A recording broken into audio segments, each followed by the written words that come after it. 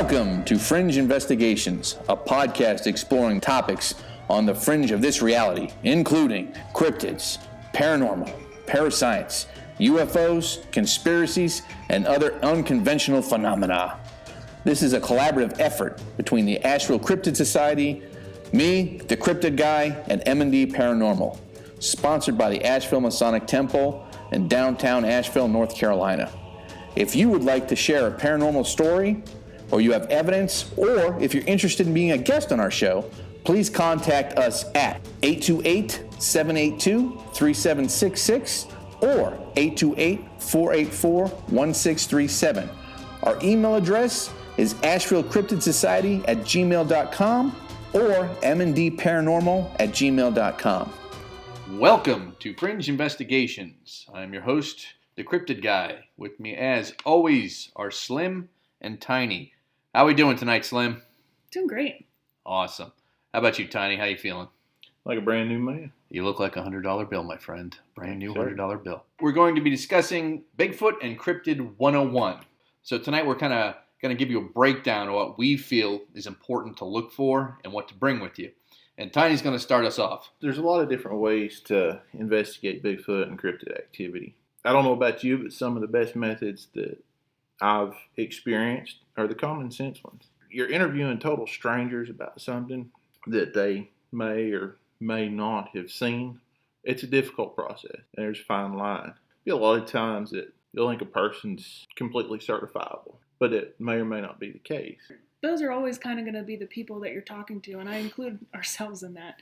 I agree. If you're out in the woods, you're a certain type, and then if you're out in the woods and you're noticing something strange and you're sharing it, you have a certain kind of, proclivity to you. Stigma. Yeah. You're stigma. You're pigeonholed almost. And the number one thing you can do for yourself is, and what we do in those cases, is we listen openly to anything, but you don't take anything on someone else's word for it. You go into the woods yourself, you go where they're saying, and you look for your own evidence. So part of what we're going to be talking about too is, how can you certify a piece of evidence? How do you know when you're looking at the stick? Is that a stick glyph or is that just fallen in the woods? Is this really a footprint or is it a black bear? So what you're saying is you take the person's statement as a clue. Exactly. You use a scientific method and you go out and investigate. There's our old friend again, the scientific method. That is probably one of the main staples of any kind of decent investigation. You've got to follow the scientific method. Look for all types of evidence, even the minuscule evidence. You never know what that's going to lead to. And I think that's what a lot of people kind of skip over or forget about. They don't think outside the box. They're just looking at one specific thing. They're not looking at what's next to it or what's under it or why would something be over here? Is there a food source? Is there a water source?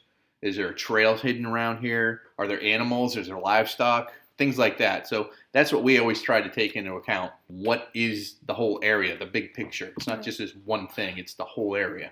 And the best evidence has at least 3 or 4 different things going on. At least. But usually hearing it from somebody is your lead. That Exactly. gives you a good starting point. We've all been out in the field quite a bit, but I think you longer than the rest of us. What are some signs and symptoms of cryptid activity?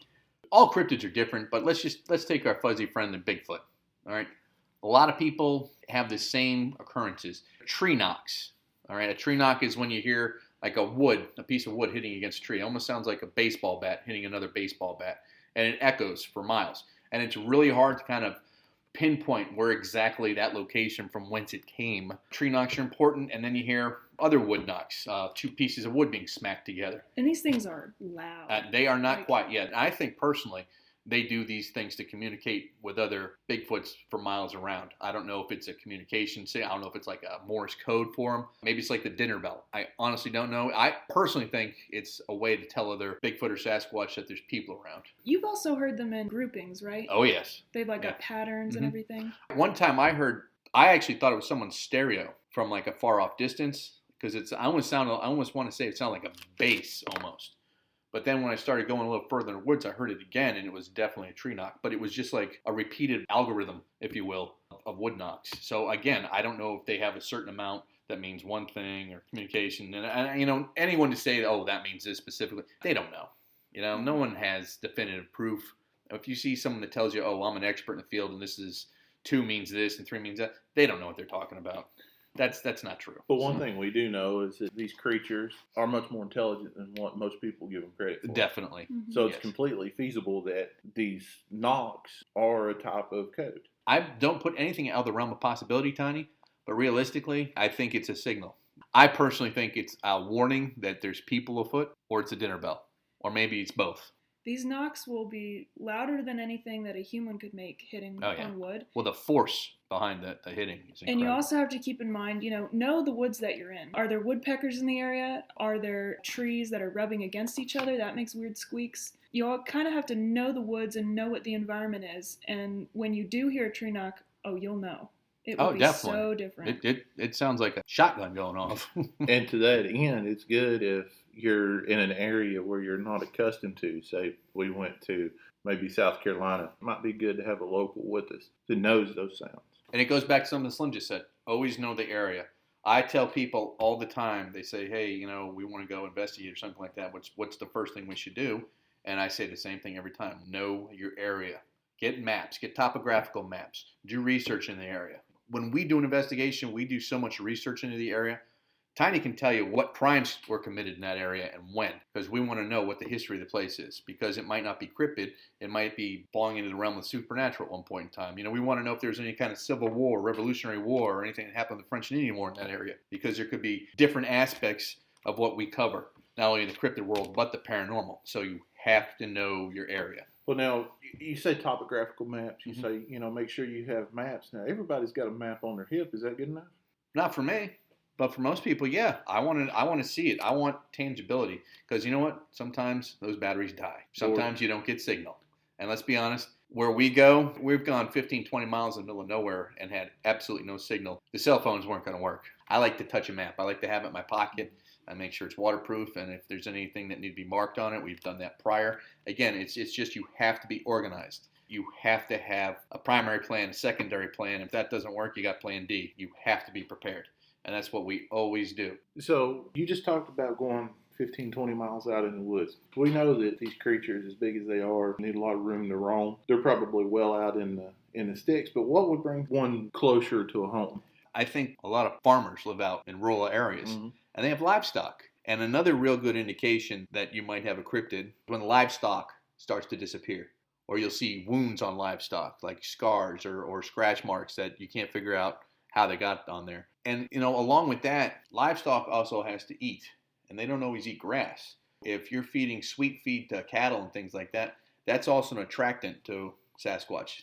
There's been reports where farmers have seen Sasquatch running out of their barns with sacks of sweet feed over their shoulder and going back into the woods. Everybody likes their sweets. Oh, of course they do. But I mean, it's an easy meal. If there's no sweet feed, then they can just grab like a sheep or a small cow or a calf, or whatever. It's just another food source for them. And another thing you can think about too on that, while we're talking about that, on the other side of the pendulum, it doesn't necessarily have to be livestock. A good indication that you might have a cryptid around is if you have pets that disappear. I hate to sound kind of graphic, but that's a quick snack for a Bigfoot or a dog man. So they're opportunistic feeders. Of course. Well, in my opinion, yes, they are. They're opportunistic.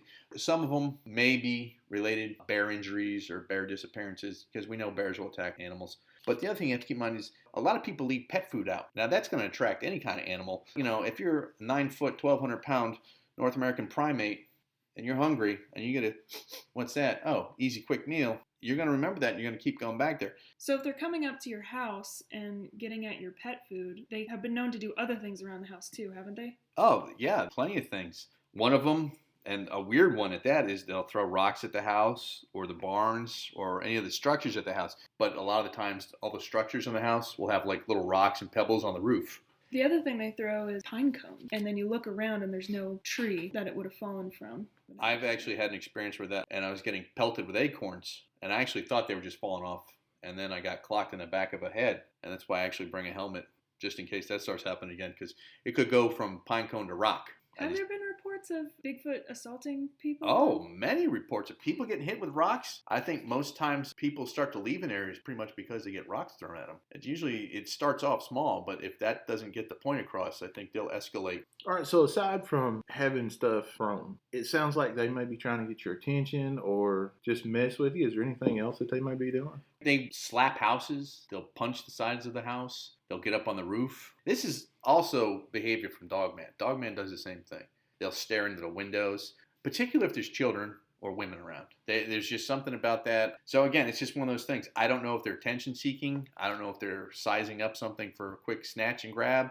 I just don't know. I mean, it's just, but these are the reports we get. Now, do you think that they're curious about other things that we may leave around in the house? Well, again, I believe they're opportunistic eaters, so I think they're looking at garbage cans. There's reports of furniture, outdoor furniture being moved or bent. And, another thing that gets moved around and played with a lot is children's toys. Those will disappear. I took a report once where a kid had a bunch of Mac boxes. He used to just play with them on the porch, and his mom kept them in a Tupperware tub, and the whole tub disappeared. The furniture had been destroyed. And the glass from the table, one of those big outdoor tables that, it's got the umbrella stand in the middle, had been popped up and thrown like a Frisbee. And they found it like 150 yards away from the skeletal remains of the table. There's just no telling what they're doing with this stuff. But I think if it gets their attention, it's like when we go out and leave an offering. I usually leave marbles. I just think they get attracted to certain things. People leave stuff outside, and it gets their attention. They either want to play with it or try to eat it, or just they don't like it, so they just break it. Well, if I could add a little woo-woo Of course. touchy-feely here. When you really get into this stuff, when you've crossed that threshold of going from fair weather investigator, seeing if you think that it's true, versus I know that there's something out there, and you start to treat it as if it really exists, they're entities, right? They're out there. They're playful. They mess around with people. They want to interact. So when you leave stuff like marbles, you actually show them some attention. Be ready to get attention back. It's like a bad prom date. Right. Who are you dating? It's a long story. Don't want to bring those memories back up. It's just I paid too much for therapy to get rid of them. Oh, Helga. Oh, Helga. So we have some attention-seeking behavior going on here. Yes, That's we what do. it sounds like, or maybe let's try and run these people out of our area behavior. We're not sure which. Most of it sounds like attention-seeking to me. What else? Is there like a physical feeling, or You make a good point. Those are the ones that you'll usually get as reports from people, right? If they're coming into their house and they're experiencing all these things. But what we're usually doing is we're going out in the woods looking for them. And those are kind of different signs that you look for in the woods. There's always signs. You just have to pay attention to them. It's not always going to be the obligatory huge, 21-inch footprint left in the mud. Right, those are gold. Those are 3 inches rare. deep. Not to go off topic here, but we recently went to a Bigfoot event, and there was all these tracks, and everyone had this, and everyone's got definitive proof. But all the tracks that everyone had were less than 1/4 of an inch deep. And it just kind of made me laugh, because I'm thinking to myself, that's tiny can leave an inch. I could probably do close to an inch if I tried real hard. So if something's, 700, 800 pounds, it's going to leave a whole lot deeper than an inch in the soft mud. so you don't think that there's soft walking Sasquatches, Tenderfoots? tenderfoots? You're not going to have a tenderfoot Sasquatch leaving a 1/4 inch footprint that's, 700, 800 pounds. It just doesn't work. Maybe they take ballet. Possibly, but you never know. But anyway, I say that to say this. There's different kinds of proof. There's different kinds of evidence, and everyone thinks something that it might not be. You have to be, this is where it goes back to using the scientific method and looking at all aspects Right. of the place So you're searching. What's the ground that it was Exactly. made in? What was the weather for the past 3 days Exactly. before you did that? Every time we take a track, we know exactly where it was, almost to the coordinate. I mean, you can GPS it. I mean, that's how we measure it. We measure length, we measure width, and then we always try to show you how deep it is. And I think when you do something like that, it's a little more scientific than just having a cast of something that you think is a big footprint, but when you start looking at it in the scientific method, it just doesn't pan out because it's probably a foot of someone that slipped and it elongated, and that's why it's only 1/4 of an inch deep in soft ground. So all that being said, if I can play devil's advocate I for a would moment. love for you to do that. So a lot of these signs and symptoms that we've talked about here can be easily explained by other things. Mhm. For instance, you're talking about the noises on the roof. Mhm. I know if a Sasquatch ran across my roof, he would wind up in my living room. I won't walk on my roof. I'm only mildly smaller than a Bigfoot Let's be honest, Tiny, the size of a good-sized teenage Bigfoot. in my prime. What's to say that's not a large squirrel jumping across the roof or a large bird? All of these things can be easily explained. How do you make that defining judgment between? Well, it becomes an issue with witness credibility, witness statements. If a woman says, I saw a Bigfoot jump off a tree and onto my roof, run on my roof and then jump off the side of my house, and the evidence supports that. Like if I see a tree that something could have jumped on the roof with, she heard it run and then it jumped off, and there's these two huge footprints that are 7-8 inches down the ground that would support that kind of fall from something that big and massive. Mm-hmm. I'm going to believe her. Yeah. There's also reports, very strange dogman reports. Dogmen will actually climb up on roofs and defecate and use it almost like a marker and then leave. It's just a weird thing. He just doesn't like the architecture. It's very possible. He could be a snob. Mm-hmm. Richard Sharp Smith fan. You never know. Right. That just really struck me funny. I can't help it. It's weird, but it's true. There's many reports of that. I listened to a report of a guy that had to hire a pressure washing company, and they asked him, what do you have up there, a woolly mammoth? Because there was all these piles of waste all over his roof, and it was starting to erode his ceiling tile. He was living under a litter box. Basically, he'd hear it every night. Something would come, hit on his roof. He'd hear some scratching, he'd hear noises. Then he'd hear something jump off, and it'd be gone. So something was just basically using his roof as a big kitty box. I don't know. I love the reports that are weird like that. Oh, I love the ones them too. That you haven't heard. Because part of it's like, how creative could they have possibly gotten with this? When you hear something that it's like, all right, these are all the usual signs, but when you get something like that, and it's just like, I don't know how that person would make that up. It's all situational, too, because I always look at who's making the report, how far off is it, and what's their status mentally when you're talking to them. And then you can go from there. Well, and to Slim's point, the more, I guess, far out the report is, honestly, the more believable it is on occasion, unless it's a, 53-foot long dog man. Exactly. But I heard a report once of a guy that was having a dogman encounter. What really made me believe this account, he said something that 99% of men would not have said on air. Oh, I know exactly what you're talking about, the pheromone thing. When you're sharing the embarrassing bits. Exactly. It's something that he did not understand, and you could tell he was reluctant to share. And I understand completely why he was reluctant to share that. I think any man would be reluctant to share that. But the fact that he did made me believe him. I believe that story. I know exactly. I think we heard that together, and I totally believe that. So let's get back into the woods here, because when you're going out and you're doing these investigations, you're normally in a wooded environment. What else are you looking for? Well, a lot of witnesses report like a very specific, direct feeling of being watched, but they're not sure from where, and then they'll go out in the wood line. And as they walk out in the wood line, a lot of times what they happen is they end up seeing shadows in the wood line. But then when they go and investigate a little further, they're gone. They disappear. So I think that feeling of being watched is definitely one, and then shadows in the wood line prior to you investigating or the person investigating. I think that's definitely something that people need to be paying attention to. Another very, very reported occurrence is hearing strange noises at night and during the day that can't be explained. A good example is this. I personally believe that Bigfoot is a great mimic. And there's been many reports of people hearing someone call for their dog by name out in the woods. There's been reports, especially in the Pacific Northwest, where there'll be a family sitting on their porch outside, and they'll hear someone calling their name out in the woods, or they'll hear their wife will have their name called out in the middle woods during the day when no one else is around. And these are reasons why the Native Americans in that area used to consider Sasquatch a mimic. To that point, too, if I, again, could add my woo-woo side of things. It was coming. I knew it.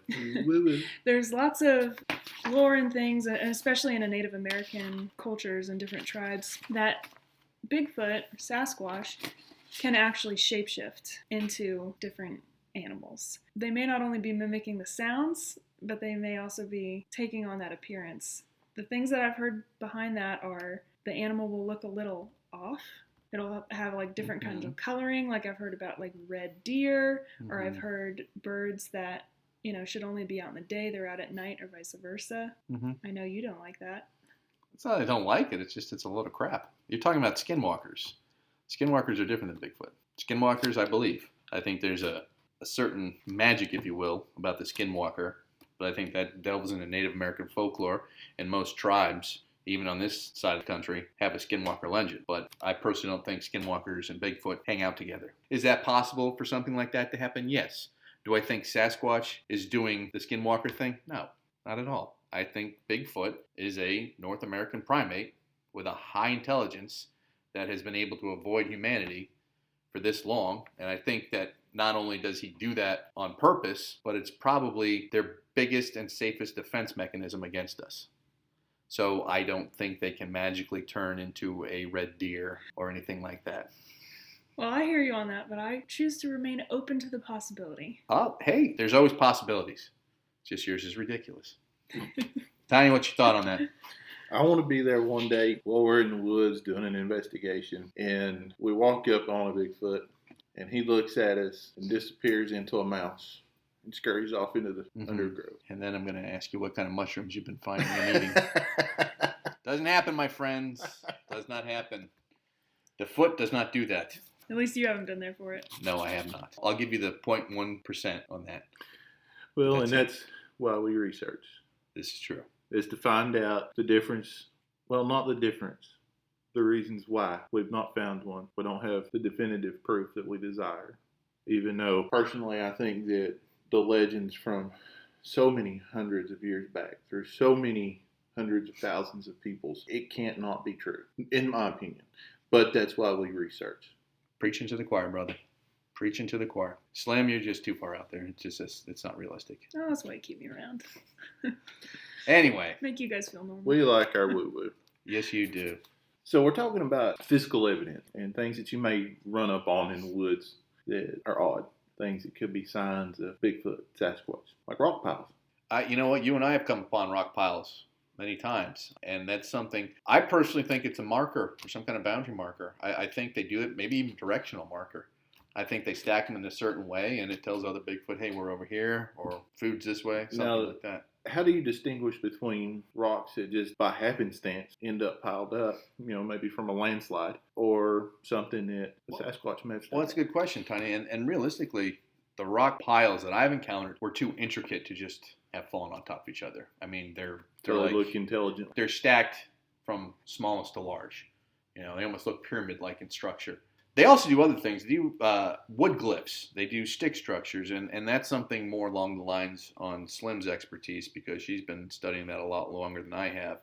I've seen many, many stick glyphs, and I've taken a lot of pictures of them, but I've never really paid, a whole lot of attention to what they could be or what they should be for. And that's something along the lines that Slim can answer for. So, Slim, what's your thoughts on that? Yeah, stick glyphs are one of my favorite things to go looking for and investigating on and really delving into. But before I get into that, as far as the rock piles too, something you've got to watch out for is where those rock piles are. It's a new hippie fad to do rock sculptures, which definitely look design and all that. So if you're by a trail and you see one, probably human done. Mm-hmm. If you're where we are, in the middle of nowhere, where no one's walked for a long time, and you find one, then you can, start raising flags as, okay, maybe this is a piece of evidence. You probably got to look at the size of the rocks, too. Yeah. I've seen the hippie piles on the trails, so... But the biggest thing is looking at the entire environment as a whole. Exactly. It goes back down to the scientific method. Yeah. So if you're looking at this rock pile and you see, oh, wow, this was an indent of where it used to be lying, and now it's lying over here, and where it's moved is uphill, right? Okay, that's something to look for, as opposed to, oh, it's moved downhill. Well, maybe this is a gravity thing. With the stick glyphs, less people are into manipulating them, but you can never rule that out of the realm of possibility that it's human done. But you gotta know the type of trees in the forest that you're in. Trees do fall in the woods all the time. Living in the woods, I hear one at least once a week. You'll hear a big crack and a crash because the wood is dying. They fall because they're being eaten by bugs. They fall because there's been ice, and it's cracked, or there's been a lot of water and they're just weighted down. So you kind of have to look at all those factors and know the kind of trees. Do they have a propensity to get top heavy and bend over and crack? There are just small trees that do that. So once you've kind of riddled that out and you're looking at this tree, there's different things that you look for, and they could be in a tree or a part of the tree, or they could be on the ground. There's lots of different theories about what they're for. Some people say they're markers, just like you're saying the rock piles. Some people say they move chi energy. So you'll often find them in a line or in a grouping, or again, you're always looking for multiple evidence types in one area or something that You're makes talking about sense. ley lines, like things being laid down in a ley line lines, pattern. chi lines, they're related. And I think we've seen that. I think the three of us have seen that on an investigation on a place we go to that we don't talk about. But I think we've all witnessed that. Mm-hmm. So I'm a firm believer in that, because that one place in particular that I'm talking about that we all know, I think that's a prime example of that. Mm-hmm. I mean, the way those are laid out, they look like they were landscaped that way. I mean, just completely straight. And you have to think about, Bigfoots are creatures of the woods. And once you live in the woods, you're working with the woods. If you've ever seen a deer trails can be more predominant than human trails, if there's a lot of them there and they have a regular water source and where they bed down. So look for those signs too. Look for, where are the birds nesting? Where are these deer trails laid out? And kind of work with that information as well. Where is the closest water source? So you look at all those factors, and when you find the stick glyph, look at, okay, what do the breaks look like? I know your number one thing to look for is those burn marks. Friction burns. Friction burns, thank you. Where they made that break. What do the breaks look like? Does it look like it was ripped or torn or popped off? The ones that are popped off just look wild. You're like, how did that even... On cryptidguide.com and the Asheville Cryptid Society website, we have a great example of that. Yeah, we have several. Absolutely. And then you also look at the size of them, right? I mean, if it's something that you couldn't break yourself, or Tiny couldn't break. If Tiny can't break it by sitting on it, it wasn't done by a human being. Right, so you got to look at that. That's my rule of thumb. The most common kind of layouts of stick glyphs are X's. Those are the big noticeable ones. When you see entire trees and the roots of the tree are up in the air and the top of the tree is on the ground and it's made into a giant X leaning against a tree, you may have yourself a Bigfoot. I agree, and we've all come upon those together and separately. I mean, I know I have, I know you have, and I know you have. So there's probably a lot more in a tree glyph than just, an X or pattern. I think it's a sign. I think it tells other Bigfoot that can read that what's going on. I've even heard they're grave markers. The ones we've seen, it's very possible because they've been there long enough. And then we've seen stuff that's happened overnight. We've gone one place one day, there's nothing. The next day, boom. And these markers were made by trees that were pushed down and nowhere even in proximity to where we found them. So, that's why you always got to take pictures. I've gone amazing stick glyphs. You take a picture, you go back the next day, the entire tree's gone. And you can't find it anywhere. And the other thing is always take at least 3. Rule of 3. That applies to everything you do, especially, redundancy, safety precautions, and taking evidence. Always have 3 of everything just in case you need it. That's something I was going to say, and that relates back to the paranormal investigations that I do. I always take at least 3 pictures. You need to control if anything changes. From the same angle. Yes. Oh, definitely. Just from the same spot, if it's possible. Another thing that people often find themselves on the giving end of are gifts from our fuzzy little friends, are gifts of sticks or small animals that cannot be explained. You know how your cat will sometimes bring you a dead bird? Well, I've had reports where Sasquatch will bring someone a dead deer, part of a deer, some kind of game animal. I've even heard reports of where they bring them firewood. So that's something else. When you're taking a statement from someone and they say all of a sudden, I woke up one morning and there was half a deer carcass laying on my porch. All right? That's evidence that you might have Bigfoot in the area. Do you think maybe, and I don't know if there's any correlation between the two, but do you think maybe that is a direct response of the Sasquatch taking feed from livestock and in a way repaying? I think it's very possible, and here's what. There's another podcast that we both listen to, and we don't have permission to mention their name, so we won't, but they always, these guys grew up on a farm, and there was boogers everywhere. Ever since they were little kids, they've been seeing them. And even like in real lean summers or winters when the food supply was low, they would never take more than half of the livestock or chickens or something like that. In other words, if you had 9 chickens, they would never take more than 4. They would always leave you with the majority. And I think that's their cognizant, mindset that this is theirs. We know we're taking it, but we're going to leave them with the lion's share. So I think that would be, something else they might do. They might be their version of like a payback, a barter system, if you will. I think the intelligence level of these creatures is much, much higher than people think. That could also be leftover remnants of behavior from before Europeans came here. Exactly. When the natives just considered them another tribe. Well, the natives considered them a tribe, and in the Pacific Northwest, one specific native tribe used to seek them out for trade because they would weave the best baskets. and they'd make them out of pretty much anything. I mean, again, if you listen to the folklore, the Native Americans have been around in this general area for at least 14 to 15,000 years. That predates Europeans by a long time. So their folklore is pretty much what you should be listening to, because the Native Americans would know. And that's what bugs me about that kind of whole. You should, especially these days, we should be paying more attention to what the Native Americans say, especially when it comes to cryptids and Bigfoot, because for us it's new, for them it's not. Their ancestors have been dealing with this for thousands and thousands of years. This is relatively new for us. So that's another thing I always harp on. Is like when we do research, one of the first things I'll say to Tiny is when Tiny's doing research, I said, "What's the folklore in the area?" And he knows I'm talking about the Native American folklore. And we do our research in there. We'll call the library on the reservation and point blank ask him, hey, what's going on with this area? Have you ever heard anything? Is there anything I can read about that? And they're a wonderful resource because they're happy to help you. Well, and because of your line of study and what you do in all your research, you have a relationship with them as well. I do, and they're the greatest people in the world, and I love them all to death. And it kind of breaks my heart, and we still don't, even in our modern society, take what they have to say seriously sometimes, especially when it comes to this kind of particular thing. And I'm talking about cryptids and other things that belong in nature. And, because they know, they've been there.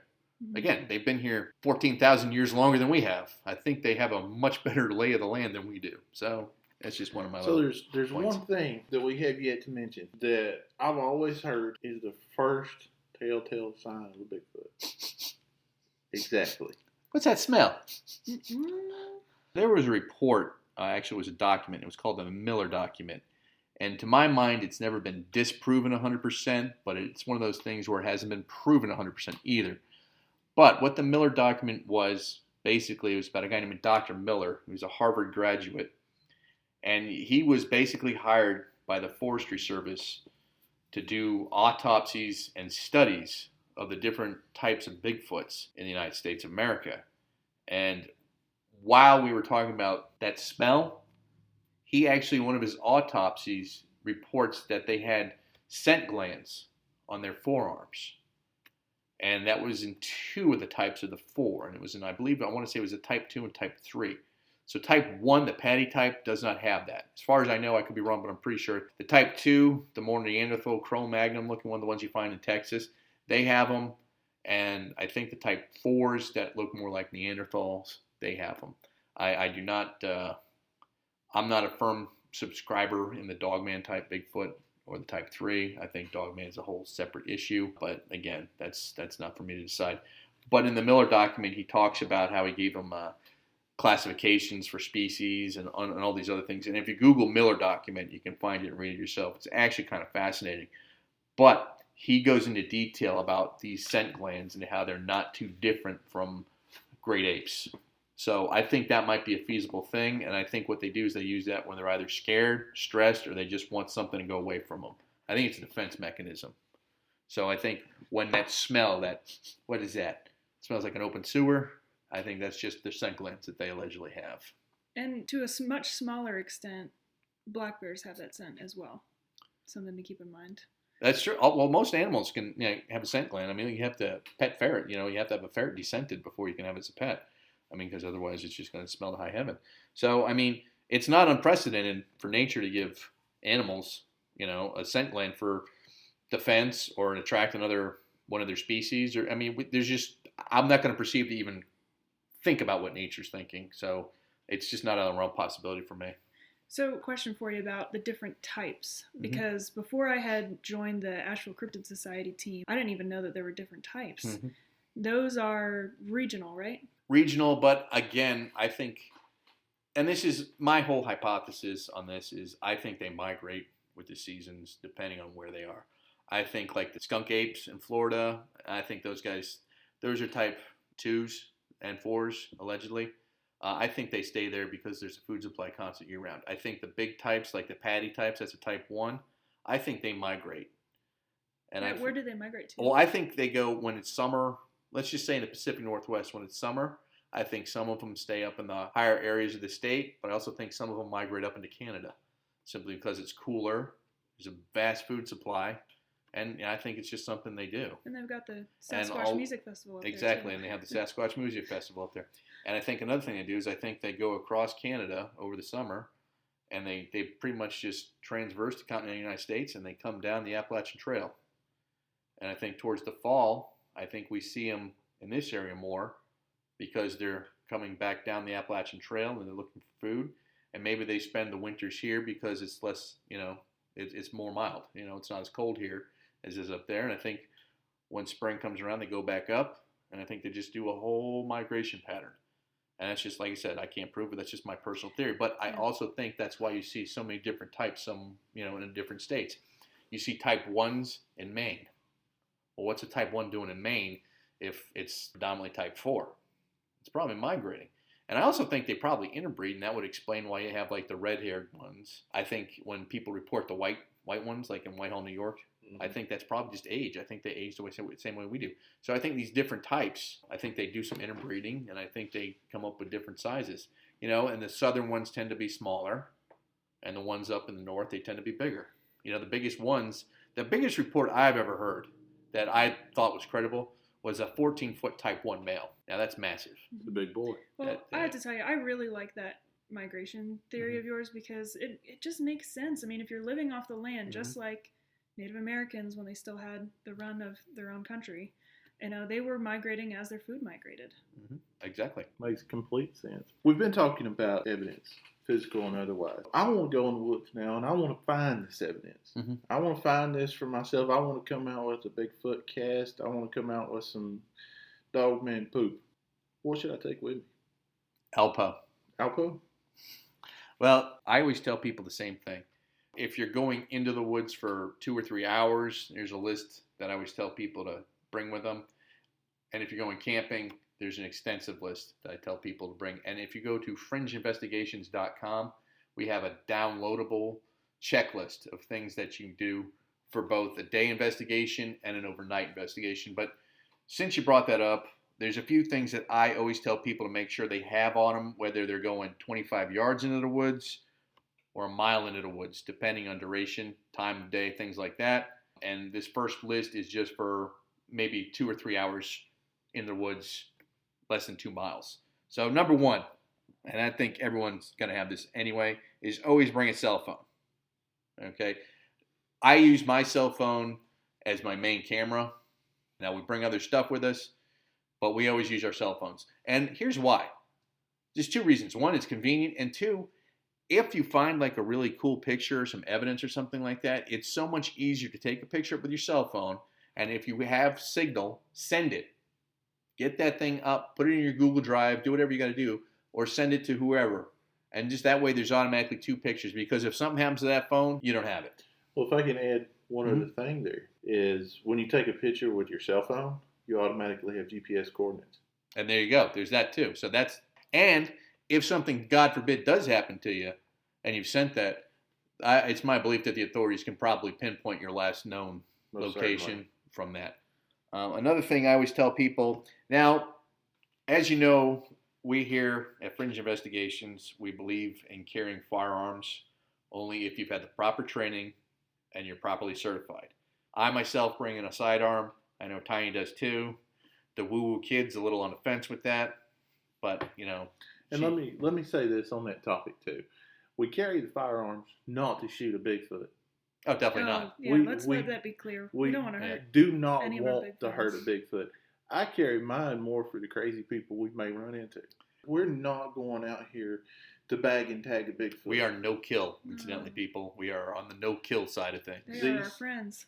These firearms are exclusively for protection. And we're all licensed and well-trained. We don't just pick up a gun and start pointing at things. I don't think we've ever even pulled that out of the holster. No. It's protection only. We recommend carrying them. Before we recommend carrying them, we recommend training with them. Exactly. And again, this is why this is a hot button topic for everyone, especially for us. We do go in armed. However, we've all had extensive training. We all have legal permits. And if we cannot carry in the location where we go, we don't bring them. It's that simple. Well, I'll interject my little piece here too, because I do have my own firearms and everything, but I'm no animal harm. I eat mostly vegan kind of thing, so I think I'm a little the black sheep of this group. That's but another podcast. I like my meat. I will say there's another level of sentience to these creatures in the woods that they have been so elusive. It is interesting. A lot of reports are coming from hunters. They're out hunting deer and they have a sighting or an experience. I think that's largely because they're in the woods for prolonged periods of time and in areas of the woods that have game that are also what Bigfoot are. Well, they are also hunting. observe more. And they're reading the signs. They're actually tracking things than your like casual hiker. And they're probably, most hunters, I'd say 99% of your hunters are probably more environmentalistic in nature than your average person. Yeah. Because they understand why they hunt. They enjoy it, but they're also out there actually helping the ecosystem, because if you have too many animals eating the same food source, you're going to have a bunch of starving animals, right. And that leads to suffering and disease. I would say though, if you're going out into the woods looking to have a cryptid experience, that going in with an intent to harm a Bigfoot or to trap it or attack it is not going to serve you any good. One, because don't do that. Don't do that. It's terrible. And the second is 2C1. Yeah, exactly. Look after our big furry friends. They probably can feel that in a certain sense. I mean, they understand why are the same people going out into the woods and having numerous experiences. It's like they have some kind of a connection and relationship, is my hypothesis. Well, to that point too, my dog knows when you're a bad person. Exactly. Same thing. I can walk into a room and most of the time tell if you're a bad person. So why couldn't they? I agree, but here's the other thing I look at. Let's just play devil's advocate here. They also don't want you having a firearm because they know it can kill them. And they like being the alpha in the woods. True enough. And they don't want anyone stepping on their toes. Well, and there's things like the gunpowder. Mm-hmm. And they can smell the oil. I'm sure they can smell a gun a mile away. Because they are alpha predators, so... Mixed feelings on firearms. There's no mixed feelings on them. We need them. Honestly, I have mixed feelings. The number 3 thing that all people need to bring with them when they do any kind of investigation, and I can't emphasize this enough, is a notepad, a pen, or pencil. You have to have this to take notes. All right? I don't understand why people think they can just walk in with a cell phone and think, oh, this is all I need. You need to take notes. Field notes are an incredibly vital and important part of any kind of research, and you need to take them. Now, another thing I'm a firm believer in bringing that Tiny seems to forget is a tape measure. You need a tape measure. The best thing to use a tape measure for is what, Tiny? Measuring feet. Exactly, measuring feet. Well, there's ways you can get around a tape measure, though, too. Yes, there are. There's many different ways. You can use a pen for scale of size. You can use your cell phone if you have two. You can use his foot. Tiny's got a size 16 foot. We use that sometimes. Great measure. But the best thing to have is not only one tape measure, but 2. And here's what you do. I want you to think about having a footprint in the ground. I want you to think about an X and Y axis. You lay one down this way, and then you lay one the other way. That way you get a length and a width of the footprint. If it follows the 150 rule, you've probably got something. We're familiar with the 150 rule, aren't we, Slim? Enlighten me. The width of the foot will usually be half the length. So in other words, if you have a size 12 foot, it's usually 6-7 inches wide. Right around there. Just ballparking. The other thing is don't forget to measure the depth. Always measure that depth. This goes back to something else we talked about. One of my biggest problems with the last festival we were at with all this alleged evidence was they had all these footprints and some of them were less than a 1/4 inch deep. Another thing we use a lot of the time, and Tiny and I agree pretty much 100% on this, is when we bring a small offering. Now, I like using small marbles or like an apple or banana. I don't believe people should be using sugary snacks because I don't think we know what kind of effect that's going to have on a cryptid. Diabetes. Give it we don't want to get in the sugars.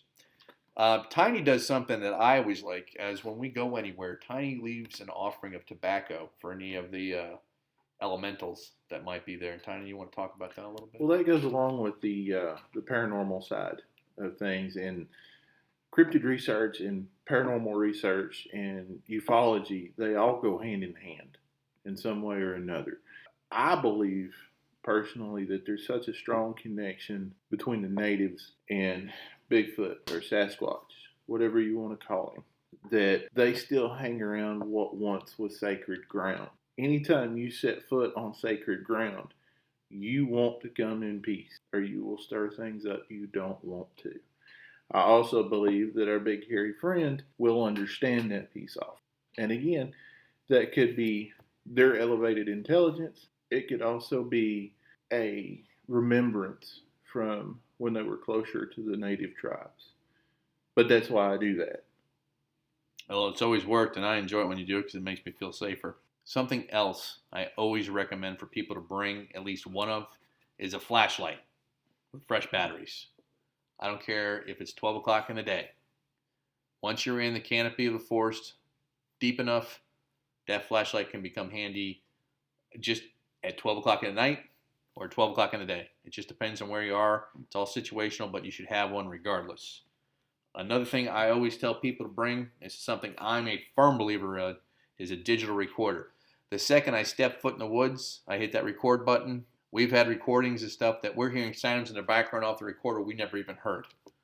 And I always think that's important because I think I'm an infrasound guy. And I think that recorder picks up infrasound we're not hearing. So I also think that's another way they communicate. And I think it's important that you have that whole investigation recorded. Another thing, and this is a big one with me too, you got to have camera equipment, you got to have a tripod, and you have to have extra batteries or a full charge on your cell phone, simply because that's going to be your go-to. Why would you need a tripod? You're in the woods walking. I like holding my camera by the tripod. I could probably do a whole podcast just on the use of camera equipment in the woods, getting the I know you lighting bring a settings tripod. right. I bring a tripod. Yeah. I bring a tripod because, especially when you're photographing footprints, it's actually really difficult to get a good angle on those. And if you are in the woods with a really heavy canopy and you have to have a longer aperture in order to get the development right, you are going to need a tripod, because if you're holding it, any little shake that you do isn't going to have a clear picture. Exactly. So, like I said, I've seen the difference. I agree with you. It's huge. And having your camera on the right settings for whatever environment you're in. But like I said, that could be a whole nother discussion. No, I agree 100% with you. I've physically seen the difference when you have a tripod and when you don't have a tripod, when you're taking pictures of evidence. And it's night and day. I'm pro tripod. So the one thing, that was me playing devil's advocate again, which is a game I love to play. How dare you? The one thing Just not very good at it. that nobody mentioned was blob squatches. The tripod is going to help prevent that. If you are zooming, say you have a shadow moving through the trees and you're trying to zoom, the further you zoom, the shakier that camera is going to be. Tiny's 100% right. 100% right. Well, and to that point too, when you're taking pictures of things that are static, like stick glyphs or rock piles or footprints, those aren't going anywhere. You're just trying to get the best shot. When you have a physical sighting, you have a tree peak, you see something running in the woods, or to your point about the digital recorder, you hear something, you're not going to know whenever that's going to happen. So if your camera's in your backpack and you're trekking up a hill, you're going to miss that moment. That's why the cell phone's nice too, because that's a little bit easier if you have one of those in the moment things. But that's how you get those photos that you can't verify. And well, I look back to the time during our last investigation the three of us had when we were seeing something pretty far off between those two trees and we were still moving. I think we would have gotten a much better, cleaner shot with your camera had we had a tripod. Because we, at that point in time, we were just holding it and it was, there was no tripod. But that's just, that's neither here nor there. It's just part of the equipment you need out there. Another piece of valuable equipment, and this goes along with camera, is a video camera. A video camera and a regular camera are two different entities. I'm a firm believer in having both. Again, with the video camera, make sure your chip is clear and you got plenty of room on there. I always leave it at the highest definition for recording. And again, it's a tripod issue. I use a tripod. I've got a small tripod screwed in the bottom so I can move it around like it's on a handle. I'm sure you're a fan of that too. Oh yeah, video cams are great too. I have a lot of camera equipment, so I have a wide angle lens with me and a zoom lens and all that. But if you're not going to have all that with you, a video camera is a nice way to kind of give a scope of scale, and especially when you get the more complex stick glyphs and they're woven or they're crossed under, you can kind of get a better perspective on just what's going on. Definitely. Something else we have that Tiny and I bring with us whenever we go in is we bring plaster, specifically casting plaster. Now here's what we do. Those are 8 pounds each in a box. What Ty and I do is, that's about 2 casts in a box. If they're small, if you run into a decent sized print, you're going to need the whole box. So what we do is we break it up into 2 big bags, and we separate them, and we both carry 4 pounds. That's something we just do because that gets heavy after a while. That's a lot of weight. 8 pounds is just dead weight. That's exactly what it is. And of course, you've already got water in your backpack. Mm-hmm. Oh yeah, and so that's 2 things of dead weight. So I mean, that gets heavy, but for our purposes, it's necessary. So I had a fellow investigator once tell me that he eliminated the need for all that heavy plaster, and he carries a can of expanding foam. What do you think about that? I don't think it's gonna do justice pretty much to the print, especially if it's got like dermal ridges, because it's not gonna pick up. So I mean, it's kind of like, I don't think it's gonna look like a blob. Mm-hmm. I don't think you're gonna be able to tell. I wouldn't do it. I'd carry the extra weight and get a decent cast. Again, that's just me. Because if you do come across that piece of evidence, exactly, you're going to want to be able to capture I mean, spray foam's kind of, spray foam just blobs. I mean, I don't even know how he'd do that. He'd have to sit there and smash it down, and even then it's going to end up, it's a mess. I think that's what I call hillbilly engineering 101. That's a different podcast. Something else, again, on any hike, I always say bring water because you need it. Bring snacks. And one of the most important things you can bring with you, I always tell people, if you don't know how to use one, YouTube it, Google it. Learn to use a compass. Not the one on your phone, not a digital one. You want a lunostatic compass, and you need to know how to use it. You need to know how to read a map. You need to know how to set declination on your compass, and you need to know how to read a compass. And again, this is something that can be done 15, 20 minutes on YouTube. You get a map, you can practice, you can set declination. It's not hard to do, but you need a compass. The reason why we're going into all this too is it's one thing to be an avid hiker and like to get out in the woods and explore, but you're on hiking trails, right? Mm-hmm. And when you're investigating for cryptids, you're not on hiking trails. That hiking trail's in the rearview mirror. Yeah, anything that you're actually going to encounter and investigate any kind of cryptid activity is not going to be where everyone else is. So you need to be a good woodsman, basically. Yeah, you need to know what you're doing. And on that note, I don't think anybody here would recommend anybody inexperienced actually doing this. No. Never. That's not the purpose of this podcast. That's how people disappear. The purpose of this podcast is for those people that want to do this, want to do it right. And if you have any questions, contact us. Kind of before you get to do the Bigfoot 101 investigation, you have to do the know how to be smart in the woods 101. Yes. And something else, just for evidence purposes, and this is just a kind of common sense thing because you don't want to contaminate any DNA evidence that you might find. Always bring a set of gloves and a plastic bag for DNA and or hair samples, because you never know what you're going to find. You could literally find, hair right off a Bigfoot. And if you contaminate it by not using gloves and not putting it in a plastic bag, then your evidence is ruined. Something else that I always carry, and this is just me because this is a daily thing for me, I always carry a pocket knife. And when I do any kind of investigation in the woods, I usually have a pocket knife and either a K-bar or another knife. Just some kind of knife, because it's a very useful tool.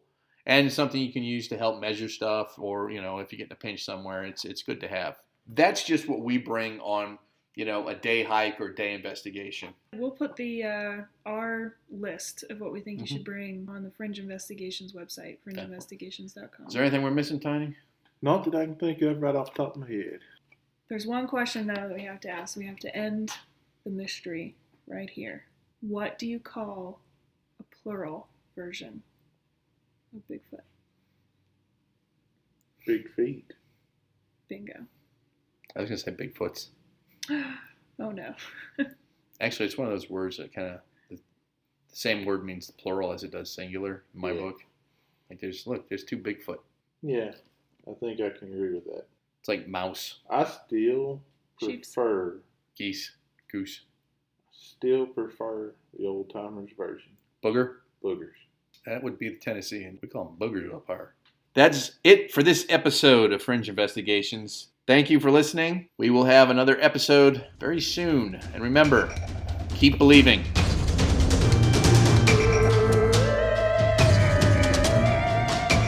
Thank you for listening to Fringe Investigations. Remember, If you or anyone you know has a story they would like to share, or you're interested in being a guest, contact us at 828-782-3766 or 828-484-1637. Our email addresses are ashevillecryptidsociety@gmail.com, cryptidguy001@gmail.com, or mndparanormal@gmail.com. Keep an eye out for our next episode. Have a nice day, and remember, keep believing.